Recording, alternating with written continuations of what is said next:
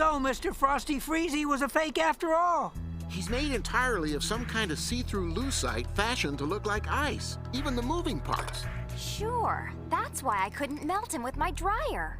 But if he's remote-controlled, who's holding the remote? Look, up there! It's that mystery sneak! He's getting away!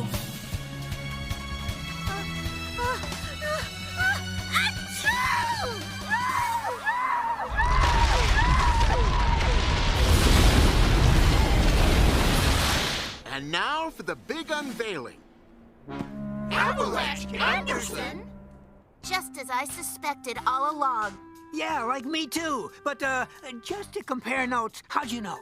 Stuck in my room watching his old movies, I realized Avalanche must have connections in Hollywood, specifically in the special effects world. And he controlled it with this virtual reality helmet and these gloves. That's why it moved and acted like a real living creature. And all that cell phone interference? It was caused by a powerful remote control amplifier. That's why Avalanche broadcast from the top of the ski jump, because the signal was strongest there. But we saw him wounded by the creature, didn't we? No, we saw him lying in the snow. He told us he was attacked. Avalanche was about to make a miraculous recovery. But Avalanche, why? I used to be the best in the world. I wanted that back. And the only thing standing in my way was you. If it weren't for you interloping adolescents That's meddling kids. and that gluttonous mutt, I'd be famous again. Oh, you'll be famous all right, with both the authorities and the National Snowboarding Commission. Thank you all for coming. Now I'd like to share with you some very special vacation photos. Like past the gummy monkeys. Here we have our friend Shaggy, demonstrating there is no creature living in the mine tunnels other than bats. Like nobody said detective work was easy. There are speakers throughout the museum, and as you can see, also in the mine exhibit. This particular one is called a subwoofer. It can make a sound that sounds like... This might also be familiar. I believe that these things were used to frighten away people who were getting too close. You may ask, too close to what? Again, our friend Shaggy has come up with an answer. You can thank me later, and also tell me why. Right, fool's gold. No. What Shaggy threw away was real gold. Somebody has discovered an active vein in the museum gold mine and figured out a system to get it safely out. If there's a beta, there must be an alpha, the first letter of the Greek alphabet. Made over to look like a dinosaur, someone's been using this thing to mine the gold and get it out a secret entrance. But who? A crime supercharged with suspense, danger, raw human emotion. But I didn't do it. Of course not. Our little college student is a very talented art major, very capable of designing a dinosaur to fit over an excavator. So, she's an art major and a gold miner. Well, now that is settled. Not so fast, Senor Cepeda. There's a bit more. I used the museum lab to carbon date this bone Scooby had, and the other Gigantosaurus bones too. They all come from different ages, some thousands of years apart. In other words, from different dinosaurs. Senor Cepeda knew the bones weren't authentic. He just planted them at those ruins to create the legend of the curse and scare people away. Because that is where the gold is stored until it can be sold. When the museum became interested in the bones, Cepeda had hoped the curse would scare away O'Reilly. Never, never! When it didn't, the dinosaur had to become real, with Cepeda and Heather controlling it. This last one I just took outside the museum. We would have gotten away with it if it weren't for you meddling turistas. Okay, Freddy, that's enough. It's time to find out who our alien really is. Janet Lawrence? Professor Lawrence? But why? Because her project wasn't ready. Instead of facing the humiliation of admitting her mistake, she decided to keep the space shuttle from launching by coming up with this alien egg scam. That's why she didn't want us looking at her data. And that's why she wouldn't chase Daphne across the gangplank at the top of the tower. Because Janet is afraid of heights. And the makeup I found in the lab did belong to Janet, but it wasn't makeup at all. It was an allergy powder that caused that strange rash on Captain Treesdale. And only someone with a degree in biochemistry could come up with a freaky compound like that. Great work, kids. But how do you explain the shorter alien? That couldn't have been Janet. The short version was Reggie, the chimp, wearing the alien suit. Then Janet wore the costume herself for the medium version, and then used stilts to make it appear that the alien was growing for the tall version. But thanks to Shaggy, there was one final clue which put it all together for me. When he fell in the tank and all his food expanded, it made me realize that the alien egg was nothing more than dehydrated organic material. When Janet wanted to make it look like it was hatching, all she had to do was add a little water. And I would have gotten away with it if it weren't for you meddling kids.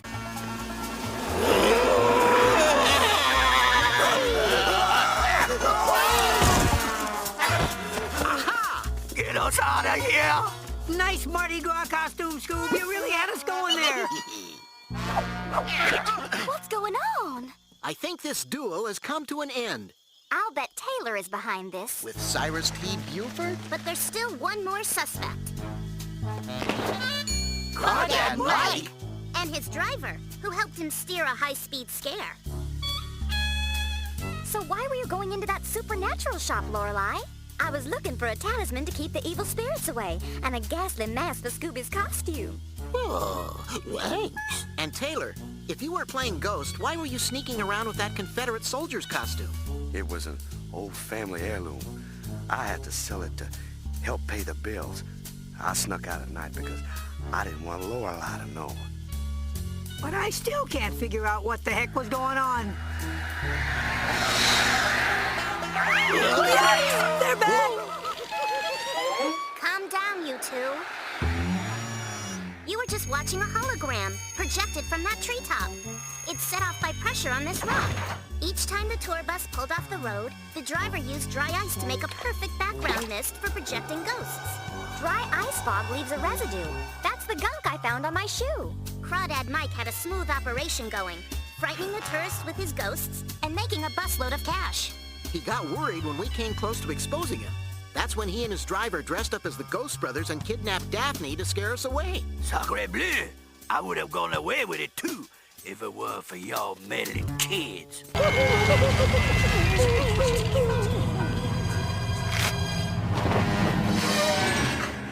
It stopped. How come? Because that lead-lined curtain is keeping wireless commands from getting through to its computers. And my guess is the person sending those commands is sitting right at this table. Susan Dinwiddie! Mom?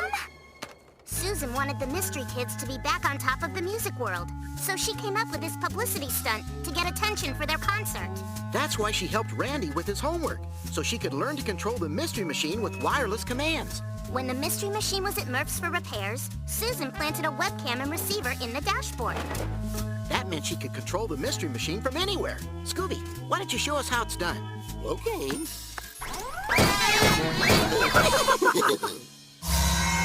Like it's that googly greenish glow! Relax, Shaggy. They're just green-colored Christmas tree lights hooked into the battery. But Andy and Mandy, why were you hanging out at Flash Flanagan's grave? Flash was our hero, and with our upcoming comeback, we missed him. We were just visiting the grave. But my favorite clue is that sour note that came from the van. It's the same out-of-tune sound that came from Susan Dinwiddie's keyboard.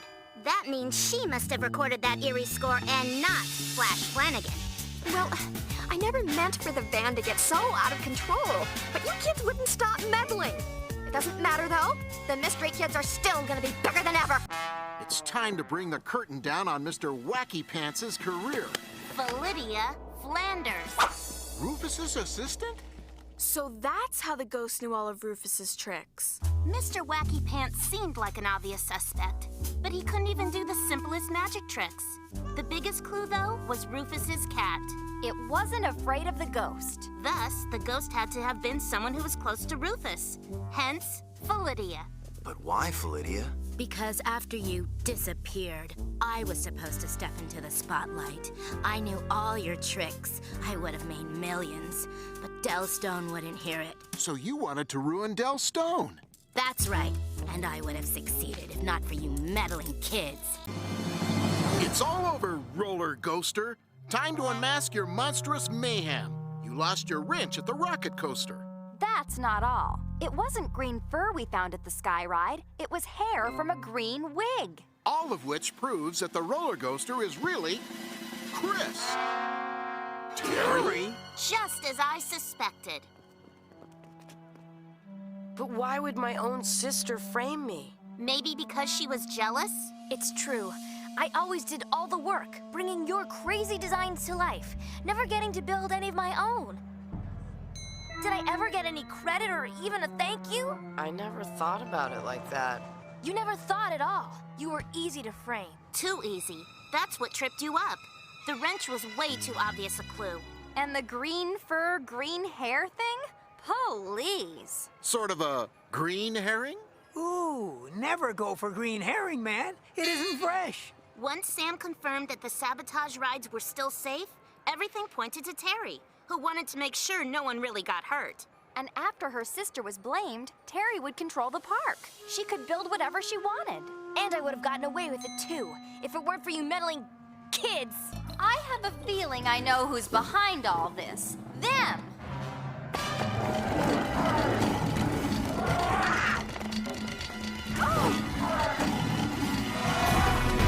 Just stand still, Henry. You both are under arrest. A monkey family reunion. Why would this nice couple take all the animals? Stealing innocent animals out of the jungle? It must be for their own gain. That's it. They're poachers. We don't harm any of them. There are lots of rich people in the States who want exotic pets. Treating these beautiful beasts as pets would harm them all. Well, thanks to you, we won't have to worry about that any longer. Velma and I figured out why there were so many bugs when there were no animals. Bugs are impervious to sound, and this sound controlled the animals. Oh, get away from him, you floozy! These two were just a little too lovey-dovey. That's because Honey operated a remote transmitter on Henry's shoulder, which activated broadcasting equipment on that boat. The flute music fed into that demon's myth and covered that buzzing sound which was geared to hypnotize animals. So that's how they could attract animals and make them act strange and scary. Yeah, and even shy, snooty, and silly. Come on, you two. Let's see how you like being stuck in the hole. I told you those kids were meddling. Wipe out! You made it! Girl, you shred that sick wave like an islander. That was a seriously hairy ride. Not as hairy as Moto Shandu's. Holy mackerel! Get it, Scoob? I get it. Hey, look! The outer layer of the creature is made of rubber. Right. Inside is a miniature submarine with the same kind of water propulsion as our scuba bikes. That's why it made the same noise. Crunchy?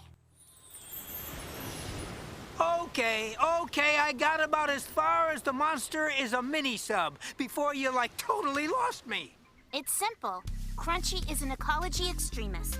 He wanted to protect the turtles' mating grounds, and he used the monster to do it. Hey, I thought Professor Ravenmane was the big turtle lover. I am. But no legitimate member of the conservation community would condone this dangerous and irresponsible behavior. Besides, we knew that Mara couldn't be the monster. She'd get seasick. But he was on the glass-bottom boat with us when the monster attacked. There was no attack, Shaggy. There wasn't even a glass bottom. It was really a flat-screen TV bottom boat. That DVD we watched wasn't just similar to what we saw on the boat. It was exactly what we saw. A CGI monster shows up a minute later. He used the video to scare away tourists. The name tag on Crunchy's life vest said Charles Granville. That's Crunchy's real name. And we're staying at the Granville Resorts. He's no beachcomber and no monster either. And if it weren't for you meddling mainlanders, I'd have gotten away with it too. Nothing anybody needs to confess? That collar is a fake! We'll see about that. Get going, Scooby. Okay. Okay, I admit it. I did it. I built the devices. I planted them in the toys. It was me. All me. But why? Because I'm going to market those things and be rich. I did this to get some free publicity, and you all took care of that for me. So, thanks a lot. Well, you're not going to see one dime until you get out of jail. And I'm willing to wait. Great going, Scooby! So, Velma, like, how did you make that crazy collar? I didn't. It's just the Disco Dog Collar Deluxe. I just don't think my little cousin is going to like it. What's not to like? Hey, Scoob, what do you say to a little early morning, late night snackaroo? I always keep a secret stash, just for emergencies. Wait a minute. Harry Nose didn't do it. What? I just realized who the real culprit is. But Harry confessed. Head back to the mall, Fred. I'll explain on the way.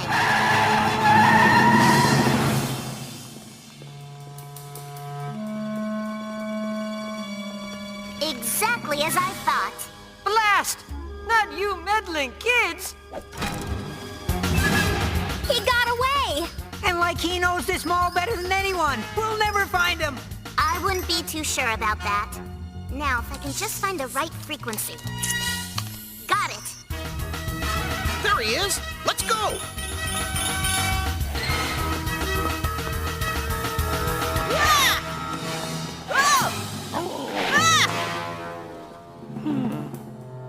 But why would Harry confess to a crime he didn't commit? Because Harry wanted to be a great toy maker, but his own toys weren't very good.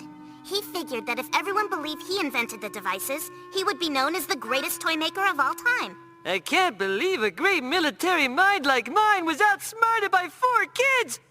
And a mangy mutt. Mutt? It dawned on me that we'd never solved the mystery of the cement breaker in the basement.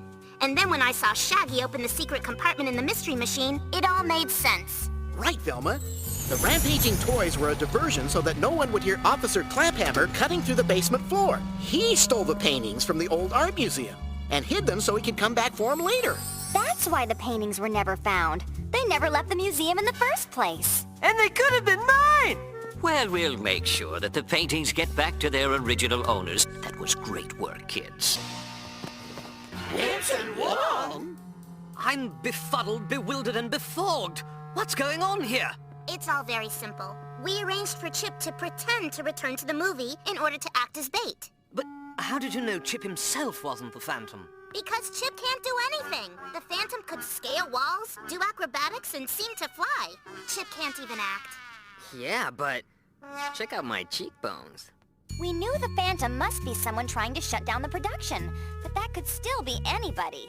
Yeah, spy me a river? Blech. Come on, nobody wants to make this picture.